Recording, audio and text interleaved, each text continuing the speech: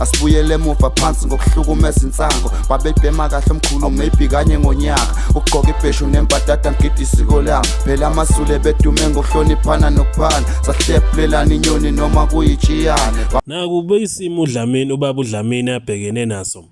sinzima kodwa ukubona amalungu omphakathi waseNingizimu Afrika emsingatha ngalendlela osukwini lanamhlanje kumenze wabuyelwa ithemba ukuthi uyobuthola ubulungiswa ngabantwana bakhe abawa balimala ebuilding elibizwa ngeHomi.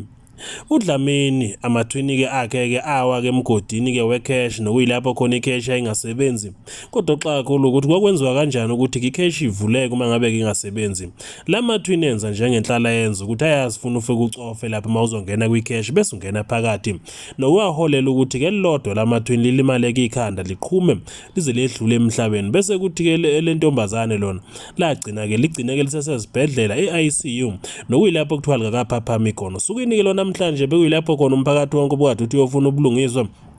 mayelana ke namathwini komndeni okwaDlamini nokuyilapho bekade kuphume khona umphakathi ulwa ke enkabeni ke edolobha iTheku lavalwa ngqi idolobha belwa ke befuna kuleli flat ubulungiswa lokuthi ke iphiki footage ke yokulimala kwabantwana phakathi kwabantu abekade ke bekhona nabakade ke bephusha ke lo mkhankaso ogcina usuba impumelelo kubalwa ke phakathi uJacinta Ngobese weMarch in March kubalwa ke phakathi ke uyenza indimande nawo bekade ongomunye kwama-influencer ku Facebook obekade ke phusha ke lo mkhankaso uMashudula uMamthembu bebephumile ke bebaningi amawela aseChesterfield nawo futhi bekhona naloko kwayengumongameli waseNingizimu Afrika umnumzane kuJacob Zuma ubaba uAyanda Msweli othi ke ubuntu ke umphako ongaboni ngomunye kwabantu bekade ke khona kuyofuna ke le footage enkabeni ke edolobha leli dolobha belivalwe ngqi kuphume kumphakathi wonke waseNingizimu Afrika uyocela ukuthi